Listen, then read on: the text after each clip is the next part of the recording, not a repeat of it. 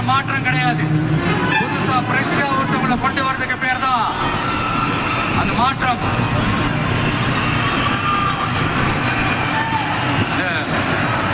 போகி பண்டிகை அன்னைக்கு வீட்டில் இருக்கிற வீணா போனதை எல்லாம் தூக்கி வீசி எறிவோம் தெரியுமா? அந்த மாதிரி இந்த தேர்தல்ல 75 வருஷம் பவள விழா பாப்பாவையும் 55 வருஷம் பல்லாங்குழி பாப்பாவையும் தூக்கி வீசி எறிவோமா? ஒரு நியூ கவர்னன்ஸ், ஒரு குட் கவர்னன்ஸ் ஒண்ணு கொண்டு வரலாமா?